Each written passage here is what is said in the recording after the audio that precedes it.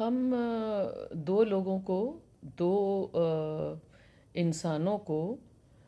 جو کہ خواتین ہیں اور جو کہ مرد حضرات ہیں، ان کو ہم جب تک الگ الگ ڈیل کرنے کی کوشش کرتے رہیں گے تب تک بہت سے مسائل کا حل نہیں نکلے گا۔ میرا ہمیشہ کا یہ ماننا ہے کہ اگر آپ عورتوں کے مسائل الگ الگ حل کریں گے، مردوں کے مسائل الگ حل کریں گے، تو کوئی مسئلہ کبھی حل نہیں ہوگا۔ تبھی میں کہتی ہوں کہ سیگریگیٹ کر کے دو، اب مجھے سمجھ نہیں آ رہی کہ میں ان کو دو اصناف کہوں، دو اجناس کہوں، یا دو قسم کی قوم کہوں، یا دو قسم کی سپیشیز کہوں، بیکاز میرا یہ خیال ہے کہ جب کوئی بھی مسئلہ اکٹھے بیٹھ کے کیا جاتا ہے، ایک گھر کا مرد اور عورت، یا کسی اور گھر کا بچہ اور بچی، یا کہیں کا کوئی دو آپس میں کولیگز، یا دو استاد شاگرد، جب دو فرق جینڈرز کے لوگ مل کے بات کرتے ہیں تو مسائل بہت آرام سے حل ہو جاتے ہیں۔ کیسے؟ بیکاز میں آپ کو ایک مثال بتاتی ہوں۔ بہت عرصے کی بات ہے، میں نے گھر میں کچھ سیشنز شروع کیے، اور اس میں سنڈے کا سیشن یہ تھا کہ جو ہمارے استاد صاحب آئیں گے اس میں وہی لوگ آ سکیں گے جو، اگر گھر سے کوئی باپ آ رہا ہے تو وہ بیوی کو ساتھ لے کر آئے، بیٹی کو لے کر آئے، بہن کو لے کر آئے، ماں کو لے کر آئے۔ اگر کوئی بچہ کہیں سے آ رہا ہے، کسی ادارے سے آ رہا ہے، تو اپنی کسی کولیگ کو لے کر آئے، اپنی ہمسائے میں سے آپ کسی کو بھی ساتھ لے کر آؤ۔ مطلب ہے کہ کوئی آدمی آئے گا تو وہ کسی خاتون کو ساتھ لے کر آئے گا، کوئی بچی، عورت، بزرگ خاتون آئے گی تو وہ کسی نہ کسی آدمی کو ساتھ لے کر آئے گی، مطلب دونوں جینڈرز کے لوگ آئیں گے اکٹھے۔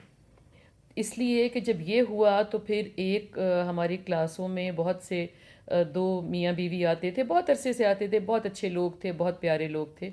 مگر جب دو تین کلاسز اٹینڈ کی انہوں نے، سیشنز جو سنڈے کو ہوتے تھے، تو ایک دن وہ کہنے لگی مجھے، آئیں اور سیشن ختم ہونے کے بعد میرے گلے لگ گئیں اور کہنے لگیں کہ آپ کو پتہ ہے پچھلے سنڈے جب ہم گئے واپس، میں اور میرے میاں، تو آفٹر سو مینی ایئرس ہم گاڑی میں باتیں کرتے ہوئے گئے، اور یہ کیسے ہوا؟ وہ ایسے ہوا کہ ہم دونوں ایک ہی سیشن اٹینڈ کرنے کے لیے آئے تھے، تو we had something to talk about. ہمارے گھروں کے مسائل بھی ایسے ہیں، اگر ہم اکٹھے لے کے بیٹھیں گے، میں نے کیا کہا، تو نے کیا کہا، اس سے پتہ کیا بات سمجھ میں آتی ہے کہ میں نے تمہاری کیا بات غلط سمجھی اور تم نے میری کیا بات صحیح نہیں سمجھی۔ جب دو لوگ بیٹھ کے باتیں کرتے ہیں اور تیسرا سننے والا ہوتا ہے